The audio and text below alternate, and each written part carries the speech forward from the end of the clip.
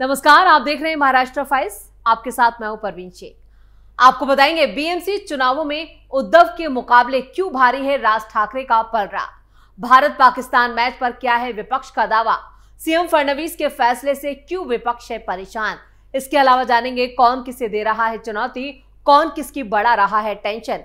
साथ ही आपको इन सभी खबरों से कराएंगे रूबरू। लेकिन तमाम बड़ी खबरों में आगे बढ़ने से पहले एक नजर डालते हैं महाराष्ट्र की टॉप हेडलाइंस पर। नगर निकाय चुनाव में गठजोड़ के लिए उद्धव ने रगड़ी नाक, राज ठाकरे ने नहीं खोले पत्ते। क्या बाजी मारेंगे मनसे प्रमुख। इंडिया पाकिस्तान मैच पर घमासान, उद्धव गुट का बड़ा दावा, बोले पाकिस्तान को मिले 25,000 करोड़। मराठा आरक्षण पर सीएम देवेंद्र फडणवीस ने फिर चला बड़ा दांव। आरक्षण विवाद पर फडणवीस ने ओबीसी अधिकारों की सुरक्षा की दी गारंटी।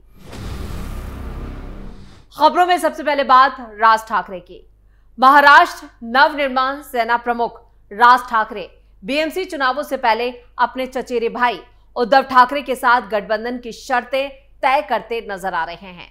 उद्धव की शिवसेना ने महाराष्ट्र विधानसभा चुनावों में जो पार्टी है उसने बेहद निराशाजनक प्रदर्शन करते हुए महज 20 सीटों पर जीत दर्ज की थी, जिसके बाद कई पूर्व पार्षदों और नेताओं ने उद्धव की पार्टी का दामन छोड़ दिया, जिसकी वजह से उन्हें मराठी वोटों को एकजुट करने के लिए राज ठाकरे का समर्थन लेने के लिए मजबूर होना पड़ा है।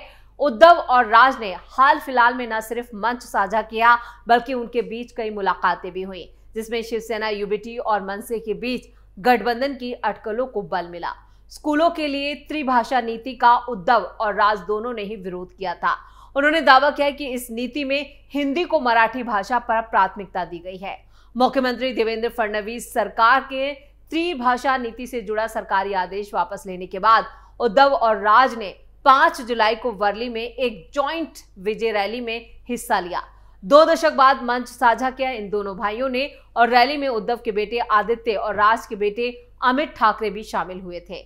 आयोजन स्थल पर मौजूद नेताओं और कार्यकर्ताओं के बीच आत्मीयता भी देखी। दोनों पक्षों के पारिवारिक और राजनीतिक रिश्तों में सुधार के संकेत मिले थे उस वक्त। और उसके बाद 27 जुलाई को राज ने उद्धव को जन्मदिन की बधाई देने के लिए मातोश्री भी पहुंचे थे। वहीं अगस्त में उद्धव और उनका परिवार गणपति उत्सव मनाने के लिए दादर के शिवाजी पार्क में राज ठाकरे के घर शिव तीर्थ पहुंचा था। राज ने 19 अप्रैल को अभिनेता और निर्देशक महेश मांजरेकर के साथ एक पॉडकास्ट में कहा था कि वो मराठी पहचान और महाराष्ट्र के कल्याण के लिए सब कुछ भूलने को तैयार है।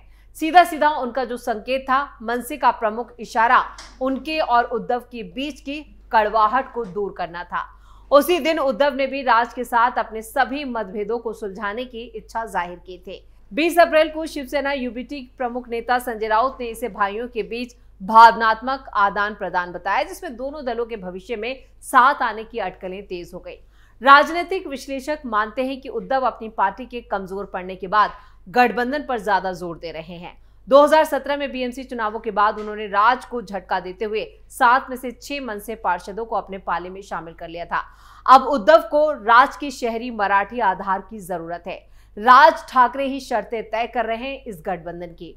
उद्धव की वोटों की चाहत, राज का पलड़ा यहाँ पर ज्यादा भारी नजर आता है। मनसे की तरफ से जो खबरें आ रही है उसमें दावा किया जा रहा है कि राज को उनकी पार्टी छोड़ने में उद्धव की भूमिका याद है। वो अपनी शर्तों पर बातचीत करें क्योंकि उन्हें पता है कि उद्धव की पार्टी कमजोर है।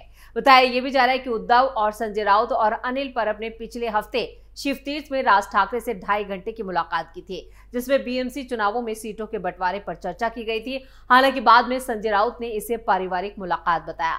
राजनीतिक विश्लेषक मानते हैं कि संजय राउत लगातार कह रहे हैं कि उद्धव और राज साथ आएंगे। हालांकि राज के घर पर 2 घंटे से ज्यादा वक्त बिताने के बाद भी उन्होंने अपना सुर बदलते हुए कहा कि ये एक पारिवारिक मुलाकात थी। मतलब साफ है, राज ठाकरे की तरफ से कोई भी कड़ा रुख अभी तक जाहिर नहीं किया गया है, यानी उन्होंने अपने पत्ते नहीं खोले, जिससे उद्धव और उनकी पार्टी को पीछे धकेल दिया है। संजय राउत इसे पारिवारिक मुलाकात बताने के लिए मजबूर होना पड़ा। दोनों चचेरे भाइयों को एक दूसरे की जरूरत है, लेकिन दिक्कत यह है कि दोनों का ज्यादातर जो अधिकार, जो प्रभाव है जिन क्षेत्रों पर, वो एक जैसा है। मतलब समान क्षेत्रों में ही इनका दबदबा है। उद्धव ने राज से समर्थन की मांग की है और ये सच है कि दोनों को एक दूसरे की जरूरत भी है, लेकिन उनके दबदबे वाले ज्यादातर इलाके एक समान ही हैं। सीटों के बंटवारे के मामले में भी ये एक अहम मोड़ हो सकता है। राज ठाकरे निश्चित रूप से अपनी पार्टी के लिए अच्छी हिस्सेदारी चाहते हैं। उन्होंने कहा कि पहले भी ऐसे मौके आए हैं जब राज ने उद्धव के साथ हाथ मिलाने की इच्छा जताई थी, लेकिन उस वक्त उद्धव ठाकरे ने उनकी अनदेखी की थी। राज ठाकरे को इसकी भारी कीमत भी चुकानी पड़ी। अब इन चर्चाओं में एक कारक जो है वो मायने रखेगा। उद्धव को यह भी आकलन करना होगा कि राज ठाकरे के साथ गठबंधन से उनकी झोली में कुछ वोट तो जुड़ सकते हैं, लेकिन उन्हें मुसलमानों और गैर मराठी भाषियों के समर्थन में कमी आ सकती है। यानी उन लोगों का वोट उद्धव ठाकरे को नहीं मिलेगा जिन्होंने लोकसभा और विधानसभा चुनावों में उनकी पार्टी के पक्ष में मतदान किया था, खासतौर से मुस्लिम वोट। अगर वो महाविकास आघाड़ी, क्योंकि राज ठाकरे को लेकर महाविकास आघाड़ी के दोनों सहयोगी दल यानी शरद गुट और कांग्रेस नहीं चाहती कि वो राज ठाकरे को महाविकास आघाड़ी में शामिल करें, और यहां पर भी बड़ा पेच फंसा हुआ है। इसलिए राज ठाकरे लगातार उद्धव ठाकरे पर शर्तें रख रहे हैं और अपनी शर्तों के अकॉर्डिंग ही वो इस गठबंधन को अमली जामा पहनाना चाहते हैं। राज ठाकरे ने अब तक अपने पत्ते नहीं खोले हैं, वो आखिरी वक्त पर अपने पत्ते खोलेंगे, और इस वक्त उद्धव ठाकरे जो हैं वो सिर्फ राज ठाकरे के सामने नाक रगड़ते हुए नजर आ रहे हैं। खबरों में आगे का रुख करते हैं। एशिया कप 2025 में भारत और पाकिस्तान के बीच खेले गए महामुकाबले में टीम इंडिया ने शानदार प्रदर्शन करते हुए 7 विकेट से जीत हासिल की। कप्तान सूर्य कुमार यादव ने इस जीत को पहलगांव अटैक के हमले के पीड़ितों और भारतीय सेना को समर्पित किया। भले ही मैदान पर यह जीत रोमांचक रही हो, लेकिन इसके बाहर यह मुकाबला राजनीतिक मुद्दा बन गया है। दरअसल पहलगांव अटैक के बाद भारत और पाकिस्तान के रिश्तों में तनाव चरम पर रहा। ऐसे में माहौल में देश भर के कई लोगों का मानना था कि टीम इंडिया को पाकिस्तान के खिलाफ नहीं खेलना चाहिए था। हालांकि सरकार ने बीसीसीआई और बहुराष्ट्रीय टूर्नामेंट में हिस्सा लेने की अनुमति दी, जिसके बाद भारत का एशिया कप में खेलना तय हुआ। मैदान पर उतरी टीम इंडिया ने न सिर्फ जीत दर्ज की, बल्कि मैच के बाद खिलाड़ियों ने देशवासियों की भावनाओं का भी सम्मान किया। कप्तान सूर्य कुमार यादव ने जीत को पहलगांव हमले में शहीद हुए लोगों को समर्पित करते हुए उन्हें श्रद्धांजलि दी। साथ ही भारतीय खिलाड़ियों ने पाकिस्तानी टीम से हाथ मिलाने से परहेज भी किया। इस पूरे घटनाक्रम पर उद्धव ठाकरे गुट के सांसद संजय राउत ने तीखी प्रतिक्रिया दी है। उन्होंने कहा कि भारत पाकिस्तान मैच सिर्फ खेल नहीं बल्कि एक बड़ा आर्थिक सौदा है। संजय राउत ने सनसनीखेज दावा करते हुए कहा कि इस मुकाबले पर करीब 1.5 लाख करोड़ रुपए का सट्टा लगा और पाकिस्तान क्रिकेट बोर्ड को आधिकारिक तौर पर 1000 करोड़ रुपए की कमाई हुई। संजय राउत ने यह भी दावा किया कि इस 1.5 लाख करोड़ रुपए में करीब 25,000 करोड़ रुपए पाकिस्तान में गए हैं और ये वही पैसा है जो आगे चलकर भारत के खिलाफ इस्तेमाल किया जाएगा।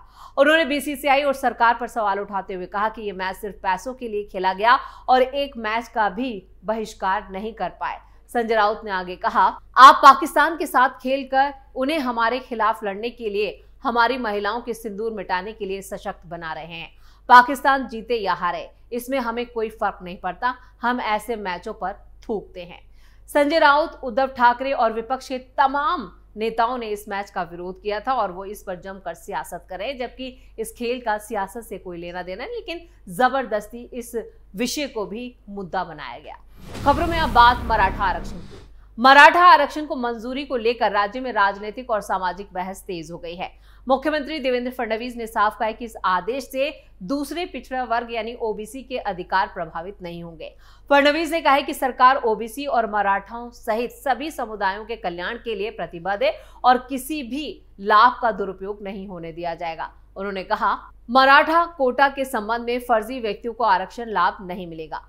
विपक्ष इस मुद्दे पर जरूरत से ज्यादा राजनीति कर रहे हैं और लोगों में भय पैदा कर रहे हैं। इस मुद्दे पर अतिवादी राजनीति हो रही है और ऐसा माहौल बनाया जा रहा है कि ओबीसी आरक्षण खत्म हो गया है। इससे ओबीसी छात्रों की मानसिकता प्रभावित हो रही है। सरकारी आदेश जारी होने के बाद से ही कई ओबीसी, आदिवासी और बंजारा संगठनों ने सरकार से इस आदेश को वापस लेने की मांग की और विरोध प्रदर्शन की चेतावनी दी है, जिस पर मुख्यमंत्री देवेंद्र फडणवीस ने कहा कि यह आदेश ओबीसी के अधिकारों को प्रभावित नहीं करेगा। फडणवीस ने साफ किया कि एक भी फर्जी व्यक्ति को ओबीसी श्रेणी में शामिल नहीं किया जाएगा। फर्जी का मतलब उन लोगों से है जो ओबीसी नहीं है। विपक्ष के आरोपों का जवाब देते हुए मुख्यमंत्री ने कहा कि 2014 से ओबीसी कल्याण से जुड़े सभी फैसले उनकी सरकार ने लिए हैं। उन्होंने बताया कि ओबीसी के लिए अलग विभाग बनाया गया है। विभिन्न ओबीसी कल्याण योजनाएं शुरू की गई हैं, जिनमें महाज्योति जैसी पहल के माध्यम से ओबीसी समुदाय को समर्थन दिया है। पिछली सरकार के कार्यकाल में 27% ओबीसी कोटा बहाल किया गया। फडणवीस ने यह भी कहा कि इसलिए ओबीसी जानते हैं कि उनके कल्याण की चिंता किसे है। राज्य में जारी विवाद जिसमें बंजारा आंदोलन, आदिवासी विरोध और ओबीसी चेतावनी शामिल है। इस बीच ये बयान सरकार की सभी समुदायों के हितों को संतुलित करने की नीति को दर्शाता है। मुख्यमंत्री ने कहा कि मराठा और ओबीसी समुदायों के बीच बढ़ती दरार तब तक कम नहीं होगी जब तक दोनों समुदायों के नेता लोगों को इस मुद्दे के बारे में सही और तथ्य नहीं बताएंगे। उन्होंने मीडिया से कहा कि मैं कहना चाहूंगा, सिर्फ उन्हीं लोगों को प्रमाण पत्र दिए जाएंगे जिनके पास कुनबी होने का रिकॉर्ड है। ऐसे रिकॉर्ड के बिना किसी को भी प्रमाण पत्र नहीं मिलेगा, इसलिए ओबीसी को चिंतित होने की जरूरत नहीं है। फडणवीस ने यह भी कहा कि इस मुद्दे पर जरूरत से ज्यादा राजनीति हो रही है और ऐसा माहौल बनाया जा रहा है कि ओबीसी आरक्षण खत्म हो गया है, जिससे ओबीसी छात्रों की सोच प्रभावित हो रही है और ये सब कर रहा है विपक्ष और जानबूझकर इस मुद्दे पर ओबीसी समुदायों को भड़काया जा रहा है। उन्होंने कहा कि जिस तरह की राजनीति हो रही है वो दूषित राजनीति है और इस राजनीति से विपक्ष को बाज आना चाहिए। इसी के साथ महाराष्ट्र फाइल्स में खबरों का सिलसिला यहीं खत्म करते हैं। बाकी खबरों के लिए आप जुड़े रहिए कैपिटल टीवी के साथ। वीडियो को लाइक करें, शेयर करें और कैपिटल टीवी को सब्सक्राइब जरूर करें। नमस्कार।